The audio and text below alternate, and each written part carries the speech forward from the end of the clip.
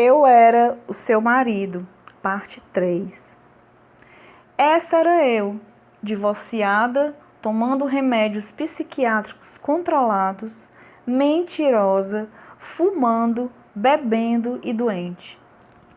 Comecei a ter pensamentos de morte. Nunca cheguei a pensar em suicídio, mas eu sentia muita vontade de morrer. Volta e meia, esse pensamento vinha na minha cabeça, mas a minha resposta continuava a mesma: eu estou ótima. Quem olhasse minhas fotos nas redes sociais me via sempre sorrindo, arrumada, bonita e inabalada. Eu não pensava se sentia falta do meu marido. Toda vez que eu pensava nele, a minha certeza sobre a separação aumentava. Eu, inclusive, torcia para que ele arrumasse alguém e me deixasse viver a minha vida. Em Salmos 32, 3-4, diz assim: enquanto guardei silêncio, consumiram-se os meus ossos, pelo meu bramido durante o dia todo. Porque de dia e de noite a tua mão pesava sobre mim, o meu humor se tornou em sequidão de estio. Mas no mundo o que está ruim sempre pode piorar. Fiz um empréstimo no banco, peguei o dinheiro das minhas férias e fui viajar com outro, tudo por minha conta. Mas contei para poucas pessoas, para não perder o costume, eu menti que viajaria com amigos. Seria minha cartada final, o lugar perfeito para ele perceber o quanto eu era maravilhosa e se render aos meus encantos. Fomos para uma linda e paradisíaca ilha, o lugar mais bonito que eu já havia pisado. E ali naquele lugar incrível, eu passei os piores momentos da minha vida até então. O meu plano perfeito desmoronou e eu me vi ali, humilhada com um homem bêbado que me desprezava, jogado em cima de uma cama. Ele sem um tostão, sendo sustentado por mim e fazendo questão de me dizer que não me queria e mostrando quanto eu era idiota.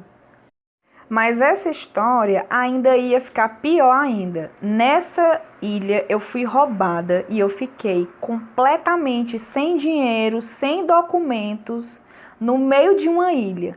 Como eu ia pagar o hotel e o barco para sair dali? Eu me desesperei e pela primeira vez em muito tempo eu me lembrei de Deus e implorei por sua ajuda. E eu ouvi claramente a voz do Senhor a me dizer: não há paraíso sem Deus. Milagrosamente, devolveram a minha carteira na recepção da pousada. Levaram todo o dinheiro, mas devolveram os cartões e os documentos. Era para ser um sonho, mas foi um pesadelo. E eu me lembrei de como meu marido me tratava como uma rainha. Voltamos para São Paulo e eu nunca mais vi aquela criatura, e nem o dinheiro que eu havia emprestado a ele. Mesmo achando que eu ainda estava apaixonada, agora eu não aguentava mais. Eu só queria a minha casa e alguém que se agradasse da minha presença. Quando eu cheguei, eu fui recebida pelo meu filho e, é claro, por meu marido. Eu nunca havia viajado sem ele, desde que nos conhecemos. Olhar para ele foi tão reconfortante, eu me senti tão acolhida, protegida e desabei a chorar. Ali eu confessei que havia sentido muita falta dele e do nosso filho, mas mesmo assim eu ainda não me rendi. Em João 8,34 diz assim: Jesus respondeu: digo a vocês a verdade, todo aquele que vive pecando é escravo do pecado. E mesmo depois que tudo isso que eu passei, eu continuei com a mesma vida mundana. Remédios, cigarros, bebidas, mentiras, pornografia e fotos sorridentes na balada. Até que um dia eu conheci um outro homem. Me parou na rua e me perguntou se eu era de uma determinada faculdade. O amigo dele me reconheceu, pois tínhamos um amigo em comum e foi assim. Ele era extremamente educado, estrangeiro, requintado, estudado e elegante. Eu achei agora eu ia ter o que eu estava procurando. Então, em pouco tempo, começamos a nos encontrar e eram momentos muito agradáveis, inclusive. Eu não me sentia atraída por ele, mas eu gostava muito da sua companhia. E eu achava que ele era um bom partido, até demais para eu dispensar. Mas desde o primeiro dia que saímos, ele começou a perguntar do meu marido. Ele queria saber por que eu havia me separado e o que havia acontecido e coisas desse tipo. Até que em uma das nossas conversas, ele me contou que era cristão, filho de pastor e que estava desviado, desde que havia se mudado para o Brasil. Em Romanos 8:28 diz assim: E sabemos que todas as coisas contribuem juntamente para o bem daqueles que amam a Deus, daqueles que são chamados segundo o seu propósito. Pois bem, as nossas conversas, elas eram ótimas. A gente ria bastante, mas ele sempre acabava falando do meu marido ou de Jesus, ou do meu marido e de Jesus. Ele também me dizia que queria muito voltar para a igreja, e eu falava que também queria ir.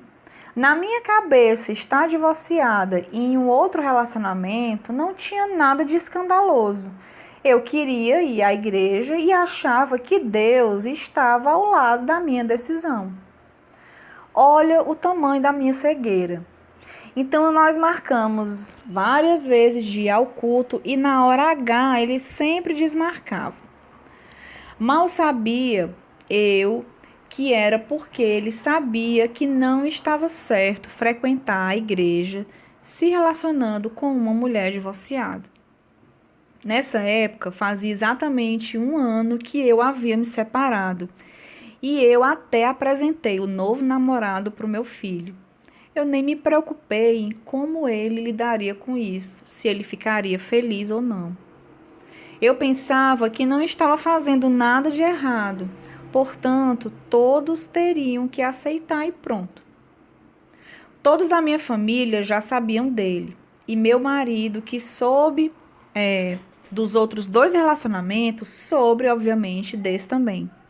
Eu não tinha nenhuma preocupação em magoar ou não meu esposo, e não me preocupava com o que os outros iriam pensar dele ou de mim, vendo fotos que eu postava no Facebook, coisas assim. Eu não pensava, na verdade, em nada, a não ser que eu estava absolutamente certa. Em Provérbios 30:20 diz assim: Este é o caminho da adúltera. Ela limpa a boca e diz: Não fiz nada de errado. O meu marido continuava a frequentar minha casa livremente, ele tinha inclusive a chave da porta, mas algo em mim começou a mudar.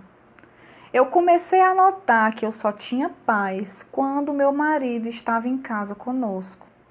Eu comecei a querer que ele ficasse mais tempo e ele ficava. O fim do ano foi chegando e eu não tinha mais como negar. Eu tinha feito a maior burrada da minha vida. Eu havia errado ao me decidir pela separação. E agora eu queria a minha família de volta. Mas como?